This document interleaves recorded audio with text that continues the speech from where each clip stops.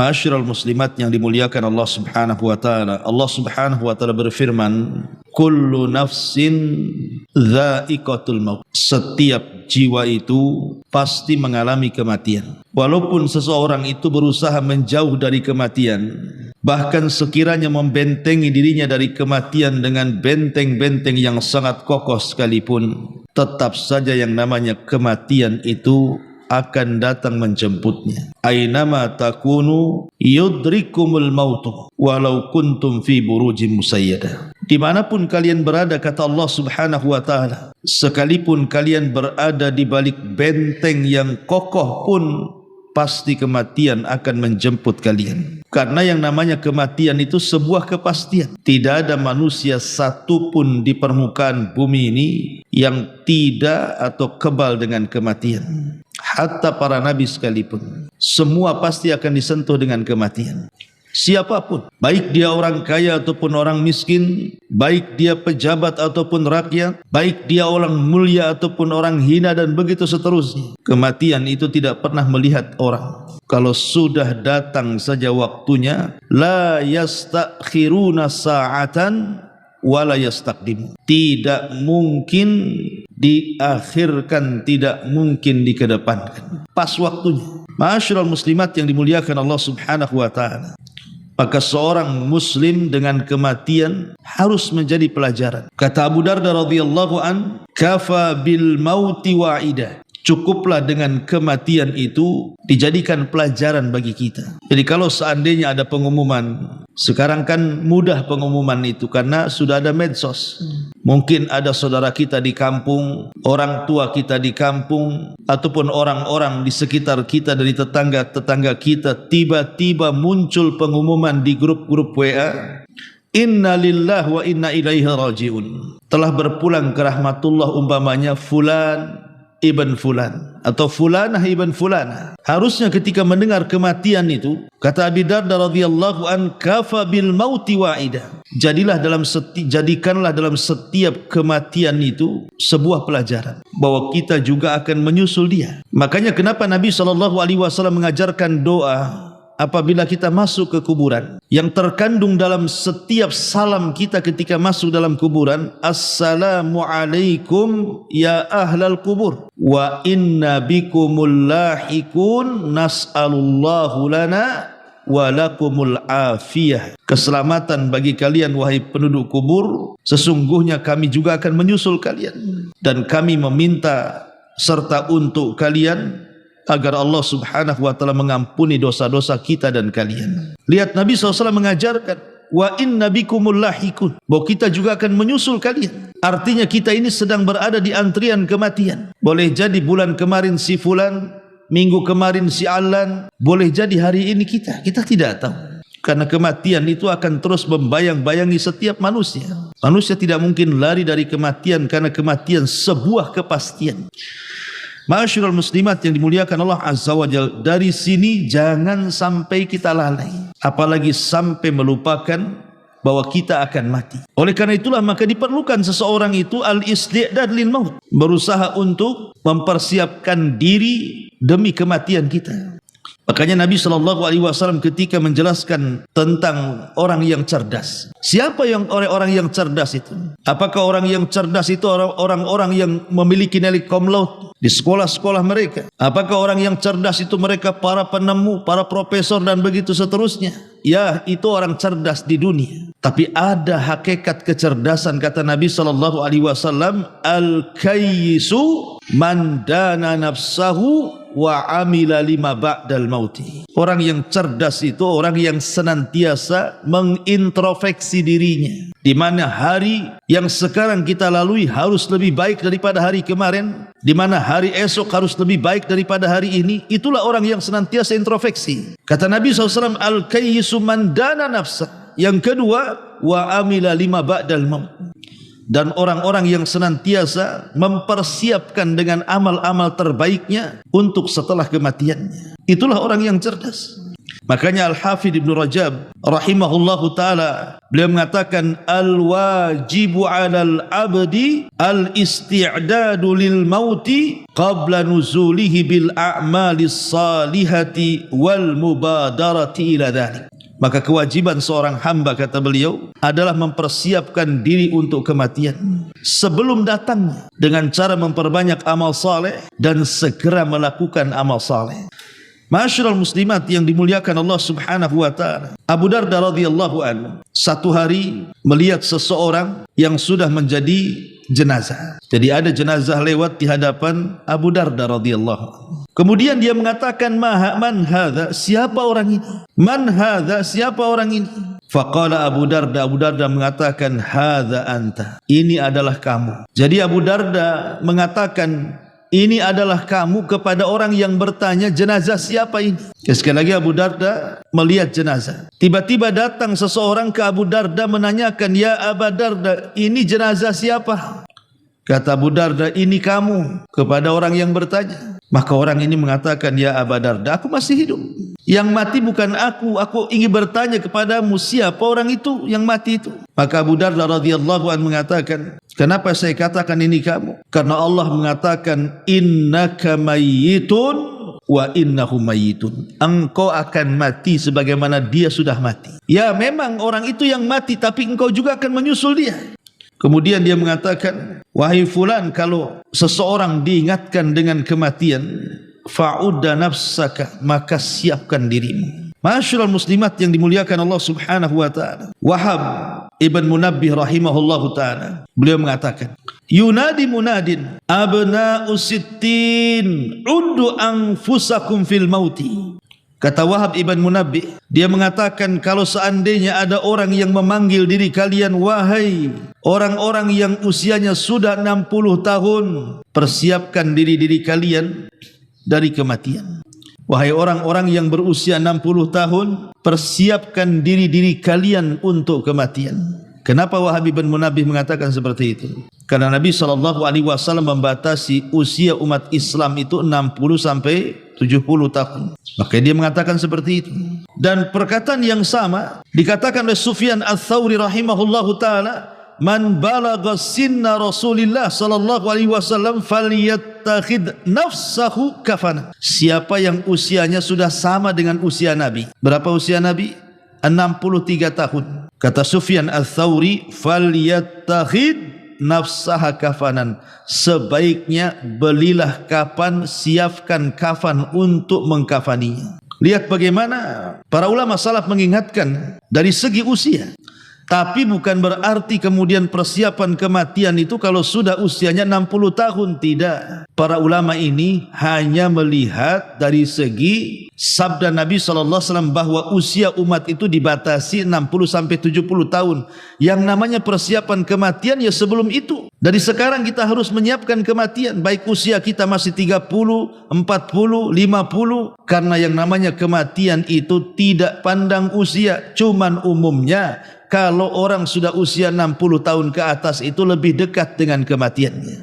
Ma'asyiral muslimat yang dimuliakan Allah Subhanahu wa taala. Rabi Ibn Khaytham rahimahullahu taala. Rabi Ibn Khaytham, dia mengatakan, aksiru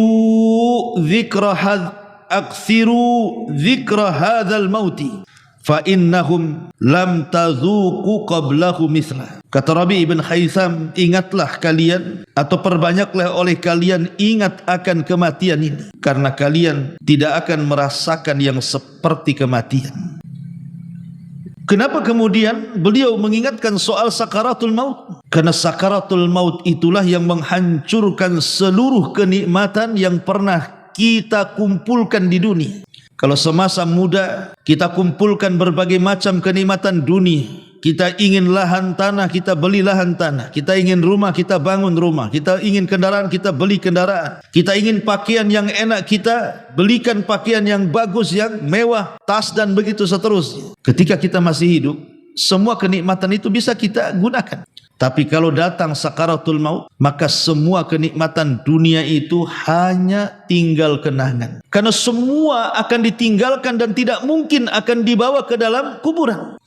Karena kalau ada orang yang mati itu, yang akan mengikuti adalah tiga perkara. 1, keluarganya, 2, hartanya, dan 3, amalannya. Adapun hartanya, maka dengan semata-mata kematiannya terputuslah dari dia. Adapun keluarganya, semata-mata dikuburkan di liang lahat, maka keluarganya akan meninggalkan dia. Adapun amalannya, inilah yang akan masuk ke dalam kuburannya. Idza mata ibnu Adam in qata'a amaluhu illa min salasin, sadaqatin jariyah au ilmin yuntafa'u bihi aw waladin salihin yad'u lahu.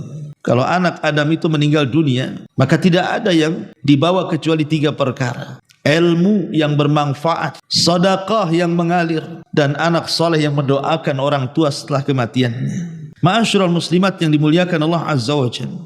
Dikatakan dari ucapan Ka'ab al-Akhbar radhiyallahu anhu. Apa kata Ka'ab al-Akhbar, seorang rahib di zaman Umar yang masuk Islam? Man arafal mauta hanat alaihi masaibat dunya wa humumuha. Siapa yang mengenal kematian, siapa yang terus ingat kematian, siapa yang terus membayang-bayangi dia dengan kematian, maka akan merasa ringan musibah-musibah dunia dan juga musibah-musibah yang selama ini membuat gundah gulana. Kata beliau, di antara manfaat mengingat kematian adalah akan meringankan musibah-musibah dunia. Karena begini, bagi seorang mukmin, kematian itu istirahat bagi dia. Sebagaimana Nabi SAW mengatakan bahwa seseorang itu kalau meninggal dunia, imma mustarih atau mustarah minhu. Bisa saja dia yang beristirahat atau orang lain yang beristirahat. Jadi kalau orang meninggal tubuh, cuman 2 saja masalahnya. Dia yang beristirahat dari kematian atau orang lain yang beristirahat dari kematiannya. Kalau dia yang beristirahat, bersyukurlah dia. Karena dia meninggalkan dunia yang penuh dengan bala bencana dan musibah yang tidak kunjung berhenti pada kehidupannya. Tapi kalau orang lain yang istirahat dari kematiannya, celaka dia. Karena bukan dia yang beristirahat, orang lain yang beristirahat. Berterima kasih kepada Allah atas kematiannya. Karena ketika dia hidup, dia selalu berlaku jahat. Ketika dia mati, orang lain senang istirahat dari dia. Sekarang tinggal pilih saja, Bu. Kalau kita meninggal itu, kita yang beristirahat atau orang lain yang beristirahat dari kita? Lah, kematian seorang mukmin itu adalah mustarih. Berarti terputusnya dari dunia itu betul-betul dia menghadapi kehidupan yang akan terus di atas kenikmatan. Dia akan beristirahat. Betullah ucapan manusia yang mengatakan, mari kita antar jenazah ini ke tempat peristirahatan yang terakhir. Kalau kalimat ini ditunjukkan kepada seorang mukmin yang selalu beramal saleh, betul.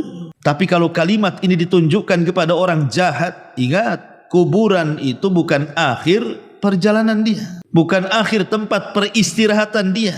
Justru dia akan mempertanggungjawabkan semua yang dilakukan dia selama di dunia, apakah baik ataukah buruk. Makanya di sini Ka'ab al-Akhbar mengatakan bahwa man arafal mauta hanat alaihi masaibud dunya.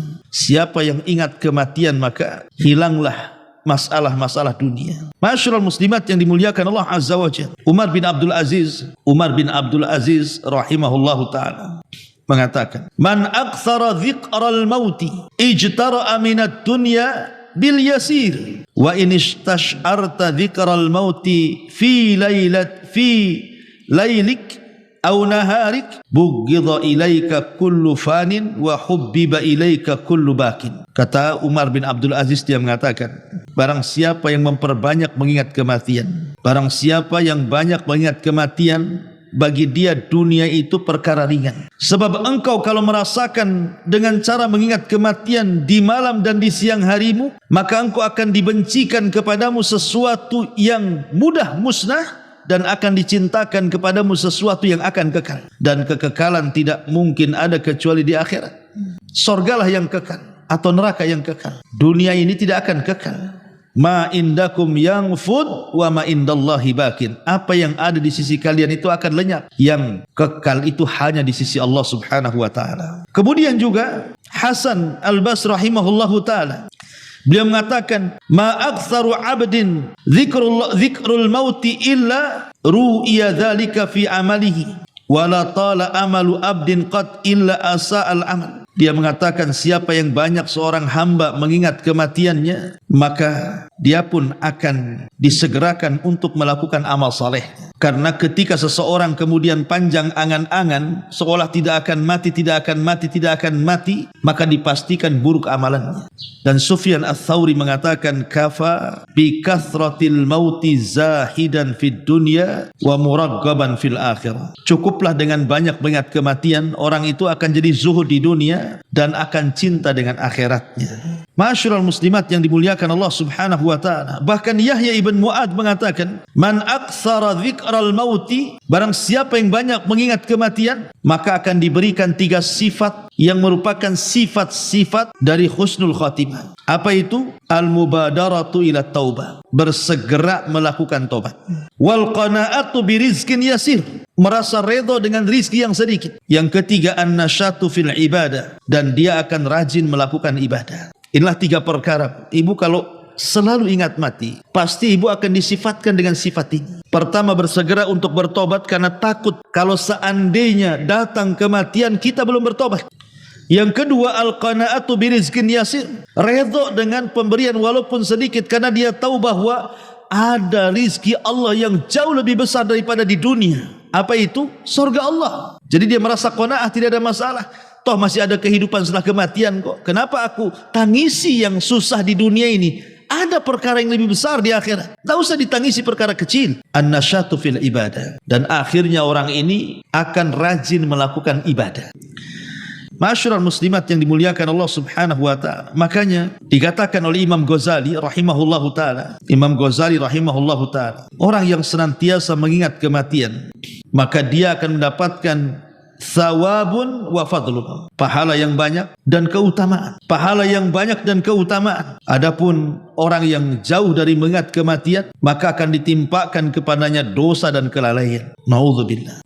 Ma'asyiral muslimat yang dimuliakan Allah Subhanahu wa taala. Tidak syak lagi bahwa kematian itu, Bu, sesuatu yang sifatnya baghtah. Baghtah itu datangnya tanpa pemberitahuan. Kadang-kadang orang merasa sehat badannya. Di medical check up pun tidak adalah badan-badan ini, dalam badan ini ada penyakit-penyakit yang membahayakan, yang mengantarkan kepada kematian umumnya manusia. Tapi karena kematian itu sifatnya baghtah, datangnya tanpa pemberitahuan, tiba-tiba saja malaikat maut datang. Betapa banyak orang sehat tiba-tiba meninggal. Betapa banyak orang-orang sehat tiba-tiba meninggal. Dan banyak orang sakit kok tak mati-mati pula dia. Betapa banyak anak-anak muda yang belum tua dia meninggal. Tapi ada orang tua tak mati-mati juga dia. Jadi karena kematian itu tidak ada alamat yang pasti, dan datangnya juga tiba-tiba serta tanpa ada pemberitahuan dari Allah Azza wa Jalla, maka sudah selayaknya lah seorang muslim itu mempersiapkan diri. Karena itu sebuah kepastian. Ma'asyiral muslimat yang dimuliakan Allah Subhanahu wa taala. Oleh karena itulah maka ada hal-hal yang ingin saya jelaskan. Karena kematian ini juga sesuatu yang memberatkan bagi setiap manusia. Karena dalam kematian itu ada sakarat. Ada sakarat itu ada perkara-perkara yang menyakitkan. Orang ketika dicabut nyawanya itu sakit. Bahkan Nabi SAW sendiri yang merasakan perkara itu. Saat detik-detik wafatnya Nabi SAW mengatakan, "Ala wa inna lil mauti la sakarat." Ingatlah, dalam kematian itu ada rasa sakit. Nabi SAW mengatakan dalam hadis Ummul Mukminin Aisyah radhiyallahu anha, "Man ahabba liqa Allah, ahabballahu liqa'ah. Wa man kariha liqa Allah, karihallahu liqa'ah." Siapa yang cinta berjumpa dengan Allah, Allah cinta berjumpa dengan dia. Siapa yang benci berjumpa dengan Allah, Allah benci berjumpa dengan dia. Jadi ada orang-orang yang Allah cintai saat menghadap kepadanya, dan ada orang-orang yang Allah benci saat berpulang ke hadapannya. Lah tentu kita hanya ingin menjadi orang-orang yang Allah cintai saat kita berjumpa dengan Allah. Dan salah satu perjumpaan kita dengan Allah itu saat sakaratul maut. Saat sakaratul maut itulah kita akan diberjumpakan dengan Allah, karena ruh kita ini akan diangkat ke langit, menembus langit pertama, kedua, ketiga sampai ketujuh, dan dihadapkan dengan Allah. Kemudian Allah katakan kepada para malaikat yang membawa ruhnya, kembalikan ruh ke dalam jasadnya, angkat amalnya, letakkan di Illiyin. Artinya kematian itu juga adalah sesuatu yang akan menjumpakan setiap orang yang mengalaminya dengan Allah Azza wa Jalla. Tapi ada orang-orang yang tidak berjumpa dengan Allah. Sebab seluruh langit ditutup pintunya. Dia tidak bisa menembus lagi. Sampai Allah katakan, letakkan tuh ruhnya ke dalam jasadnya, lemparkan catatannya, letakkan di sijin. Dan mereka lah orang-orang kafir yang Allah katakan, la tufattahu lahum abwabus sama wa la yadkhulunal jannah hatta yalijal jamalu fis samil khiyat. Mereka tidak akan dibukakan pintu-pintu langit dan mereka tidak akan masuk surga sampai ada cerita unta masuk ke liang jarum. Ma'asyiral muslimat yang dimuliakan Allah Subhanahu wa taala, maka kita berharap kita adalah orang-orang yang saat meninggal dunia Allah cintai karena kita cinta berjumpa dengan Allah. Dan Nabi sallallahu alaihi wasallam mengatakan, man aradallahul abda khairan ajjalallahu uqubata. Barang siapa yang Allah kehendaki bagi seorang hamba itu kebaikan, maka Allah akan segerakan azabnya di dunia. Jadi kalau Allah berkehendak kita ini orang baik, Bu, maka pasti Allah akan segerakan azab kita ini di dunia sebelum akhirat. Dan akhirat mungkin tidak akan diazab lagi, karena semua azabnya sudah Allah berikan di dunia. Boleh jadi azab itu berupa musibah, entah musibah kesehatan, entah musibah keluarga, entah musibah orang lain, entah musibah ekonomi, macam-macam lah musibah itu kan. Tapi dia bisa melewatinya. Kalaupun seandainya adalah yang tersisa dosa, mungkin tidak banyak dosa itu, karena belum sempat dihapus oleh Allah Subhanahu wa taala, lah boleh jadi dosa yang sedikit itu, itulah yang menjadikan sakaratul maut, sakitnya dia saat kematian. Karena kata ulama salaf, kenapa dalam kematian itu ada rasa sakit? Kalau dia seorang mukmin, boleh jadi itu sisa-sisa dosanya, supaya Allah Subhanahu wa taala menghapuskan dosanya di dunia dan tidak membawa dosa ke akhirat. Tapi kalau rasa sakit dirasakan orang kafir, munafik, orang zalim, orang mujrim, orang jahat, berarti itu awal dari azab yang Allah timpakan di dunia untuk lebih diazab lagi kelak setelah kematian. Ma'asyiral muslimat yang dimuliakan Allah Azza wa Jalla.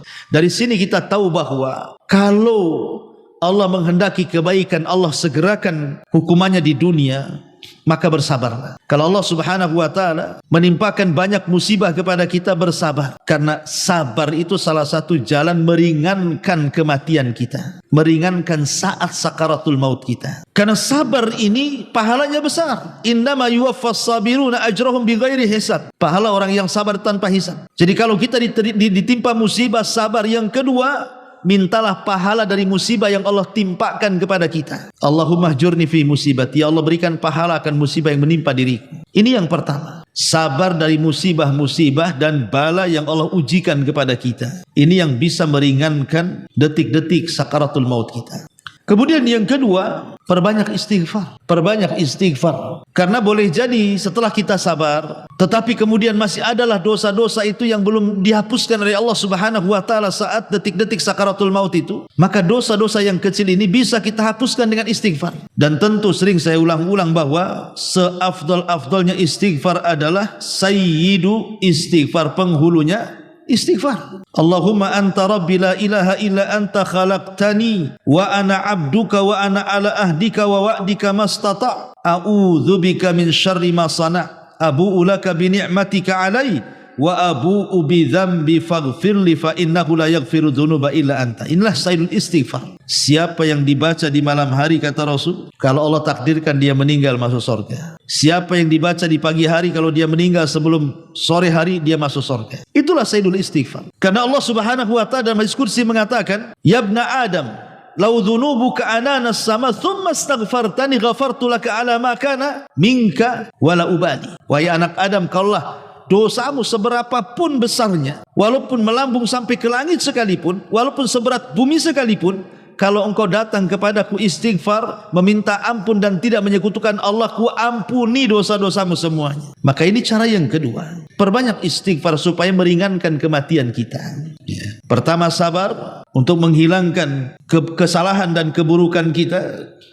Karena kalau kita sabar dari musibah itu, Allah akan gugurkan kesalahan kita. Lah untuk menggugurkan kesalahan-kesalahan sedikit saat-saat sakaratul maut itu, maka perbanyak istighfar. Karena dosa sebanyak apapun kalau digempur dengan istighfar itu akan hilang. Dan tentu mentauhidkan Allah, tidak menyekutukan Allah Subhanahu wa taala. Kemudian yang ketiga, hindari hak-hak orang lain.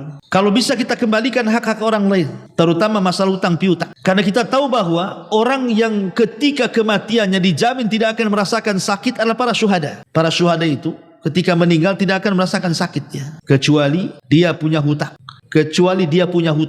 Kalau dia punya hutang, kata Nabi SAW, yughfar, diampuni. Asyahid kulla dzambin, setiap orang yang mati syahid setiap dosanya diampuni. Illa dain, kata Rasul, kecuali kalau dia punya hutang. Maka sebelum datang kematian itu, alunasi hutang. Hak-hak yang berkenaan dengan orang lain, minta kehalalannya. Dengan cara apa? Kembalikan haknya. Jadi inilah 3 perkara kata para ulama yang bisa meringankan detik-detik sakaratul maut setiap hamba. Bersabar dari musibah, kemudian perbanyak tobat dengan memperbanyak istighfar, kembalikan hak-hak manusia. Ma'asyiral muslimat yang dimuliakan Allah Azza wa Jalla, saya ingin menjelaskan sedikit tentang kisah-kisah para ulama salaf, bagaimana mereka saat detik-detik wafatnya. Berkata Yahya ibn Adam rahimahullahu ta'ala, ketika datang kematian kepadanya, masuklah Sufyan Ats-Tsauri rahimahullahu ta'ala. Kemudian dia pun seolah-olah mengerung kesakitan karena sakit yang dideritanya. Maka Sufyan Ats-Tsauri mengatakan, kenapa engkau seperti seolah-olah kesakitan? Maka dia mengatakan, fa wallahi lawaditu anni mutu sa'a, demi Allah, kalau aku memang berkehendak, aku ingin kematianku ini tidak terlalu lama, sekejap saja. Begitu para ulama salaf tahu. Sebab kita lihat ada orang-orang yang diuji itu tidak mati-mati, Bu, tapi dikomakan. Karena ada orang yang dikomakan itu bertahun-tahun kan, Bu. Berbulan-bulan dia koma, nggak mati-mati juga. Ya sehat tidak, mati juga tidak. Antara hidup dan mati orang koma. Makanya kemudian Yahya ibn Adam mengatakan, lawadidtu anni mutu sa'a, kalau bisalah kematianku ya Rabb, segerakan, jangan dilambatkan ataupun dilama-lamain. Ma'asyiral muslimat yang dimuliakan Allah Azza wa Jalla. Kemudian ketika Ibrahim An-Nakhai rahimahullahu ta'ala sedang sakit, faqalu, maka sahabat-sahabatnya mengatakan, ya Aba Imran ma yubki. Jadi Ibrahim An-Nakhai saat sakit itu dia menangis. Jadi orang-orang di sekitarnya dari kerabat dan sahabatnya mengatakan, apalah yang membuat engkau menangis wahai Aba Imran, kunyah daripada Ibrahim An-Nakhai ini. Qala, maka kata Ibrahim An-Nakhai, wa kaifa la abki wa ana antadiru rasulan min rabbi yubashshiruni imma bihadhihi wa imma bihadhihi. Bagaimana tidak nangis aku, kata Ibrahim An-Nakhai. Bagaimana aku tidak menangis? Sementara aku ini tinggal nunggu saja utusan dari Allah Subhanahu wa ta'ala yang akan menghabarkan kepadaku dengan berita yang baik atau dengan berita yang buruk.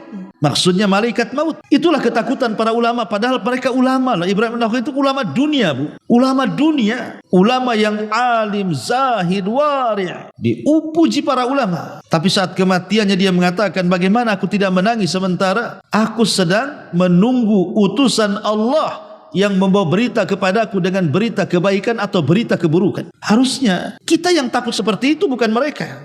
Ma'asyiral muslimat yang dimuliakan Allah Azza wa Jalla. Bahkan Yunus ibn Ubaid rahimahullahu ta'ala, dia pun menangis. Kemudian dikatakan kepada Yunus ibn Ubaid, wa ma yubkika ya Aba Abdillah, apa yang membuat anda menangis wahai Aba Abdillah? Ini kunyah daripada Yunus ibn Ubaid. Kemudian dia mengatakan, qadamayya lam tughbara fi sabilillah, aku menyesal kenapa kedua kakiku tidak digunakan untuk jihad di jalan Allah dan tersentuh debu-debu para mujahidin, katanya. Subhanallah, ya. Ma'asyiral muslimat yang dimuliakan Allah Subhanahu wa ta'ala. Umar bin Abdul Aziz saat kematiannya atau detik-detik wafatnya, qala, dia mengatakan, ajlisuni, aku ingin duduk. Karena dia berbaring, dia mengatakan, aku ingin duduk, tolong dudukkan aku. Fa'ajlasuhu, maka orang-orang pun berusaha mendudukkan Umar bin Abdul Aziz. Faqala, maka dia mengatakan, ilahi alladhi amartani faqasartu wa nahaitani fa'asaitu walakin aqulu la ilaha illallah. Thumma rafa'a ra'sa fa'abbada an-nadhara wa qala inni la ara hadaratan ma hiya bi insin wala jin thumma qubida min sa'atihi. Umar bin Abdul Aziz ketika sudah didudukkan dari baringnya, kemudian ditahan oleh orang-orang yang membantu mendudukkannya. Tiba-tiba Umar bin Abdul Aziz mengatakan, ilahi Tuhanku, sayalah orang yang kau perintah tetapi aku remehkan perintahmu. Sayalah orang yang kau larang tapi aku bermaksiat dari larangan. Akan tetapi ya Rabb, aku hanya bisa mengucapkan kalimat la ilaha illallah. kemudian dia pun memandang dengan pandangan yang kosong. Kemudian dia mengatakan, sungguh telah datang di hadapanku makhluk yang bukan jin ataupun manusia. Dialah malakul maut. Maka sesaat setelah itu Allah cabut nyawa Umar bin Abdul Aziz. Lihat bagaimana penyesalan seorang Umar bin Abdul Aziz, pemimpin yang dikatakan Imam Mahdi oleh sebagian ulama, karena keadilannya, karena kealimannya, karena kezahidannya. Tapi lihat dia mengatakan, ana allazi amartani faqasartu wa nahaitani fa'asaitu. Saya orang yang kau perintahkan ya Rabb, tapi aku meremehkan perintahmu. Saya orang yang engkau larang ya Rabb, tapi aku yang melanggar larangan. Sampai dia ketakutan dari perkara-perkara itu. Tapi dia berusaha mentauhidkan Allah di akhir hayatnya. Dan dia pun mengucapkan la ilaha illallah. Nabi SAW mengatakan, man kana akhiru kalamihi la ilaha illallah dakhalul jannah. Siapa yang akhir ucapannya kalimat la ilaha illallah, dipastikan dia masuk surga. Ma'asyiral muslimat yang dimuliakan Allah Subhanahu wa taala. Dikisahkan dari Hasan ibn Abil Hasan Al-Basri ketika Mu'ad meninggal dunia. Mu'ad ibn Jabal radhiyallahu anhu meninggal dunia. Ini yang menceritakan Hasan Al-Basri. Jadi saat Mu'ad bin Jabal ini sedang sakaratul maut, dia menangis. Kemudian dikatakan, atabki wa anta sahibu Rasulillah. Hei Mu'ad, kenapa engkau menangis? Engkau kan sahabat Nabi yang penuh dengan keutamaan, yang penuh dengan keistimewaan. Engkau sahabat Nabi, apalagi yang kau tangisi dari kematianmu? Maka dia mengatakan di hadapan orang yang berkata seperti itu, ma'abki jaza'an minal mauti an hallabi walad dunya taraktuha ba'di. Aku tidak menangis dengan adanya kematian yang akan segera menghampiriku, tidak pula dengan dunia yang kutinggalkan setelahku. Walakin, akan tetapi dia mengatakan, innama huma al-qabadatani qabdatun finnar wa qabdatun fil jannah. Fala adri fi ayyi qabdataini ana. Yang aku tangisi adalah manusia itu kan ada dua kelompok. Yang satu kelompok penduduk neraka, yang satu kelompok penduduk surga. Kalau seandainya malaikat maut datang mencabut nyawaku, aku tidak tahu dari mana dua kelompok ini. Apakah aku termasuk kelompok ahli surga atau aku termasuk kelompok ahli nar? Aku tidak tahu. Lihat bagaimana ketakutan seorang Mu'ad bin Jabal. Harusnya ketakutan ini ada pada kita, bukan pada Mu'ad bin Jabal karena dia sahabat Nabi. Tapi terkadang kita tenang-tenang saja menghadapi kematian, seolah-olah kita yakin kita menjadi penduduk surga. Na'udzubillah summa na'udzubillah. Ya. Ma'asyiral muslimat yang dimuliakan Allah Subhanahu wa taala. Bahkan dikatakan oleh Abdul Wahid ibn Zaid rahimahullahu taala, dia mengatakan, dakhalna ala Atha as-Sulami. Aku masuk ke rumah Atha. Dan Atha itu ketika itu sedang sakaratul maut. Aku mendengar nafasnya. Ketika dia menghela nafasnya dan Abdul Wahid mendengar helaan nafasnya, maka dia mengatakan, malaka ya fulan, kenapa engkau wahai Atha? Kenapa engkau menghela nafas sedalam itu? Kemudian dia mengatakan, wadidtu wallah anna nafsi bakiyat baina lihatai wa hanjaratai tataraddad ila yaumil qiyamah makhafatan an takhruj ila nar. Aku hanya berkeinginan nafasku tidak keluar dan tetap ada pada tubuhku sampai kiamat dibangkitkan. Karena aku takut kalau seandainya nafasku kemudian keluar dari badanku, jangan-jangan aku melesat ke neraka, katanya. Na'udzubillah. Lihat bagaimana ketakutannya para ulama salaf saat detik-detik kematiannya. Tetapi yakinlah bahwa seorang mukmin yang terus beriman dan beramal saleh, kemudian istiqamah dengan amalan, senantiasa berdoa kepada Allah agar kita diwafatkan husnul khatimah. Kemudian kita senantiasa sabar, memperbanyak tobat dan istighfar, kemudian mengembalikan hak-hak manusia. Jangan suka melakukan kezaliman. InsyaAllah dengan tauhid yang ada pada diri kita ini, maka dengan itulah kita akan diarahkan kepada jalan Allah Subhanahu wa ta'ala berupa husnul khatimah.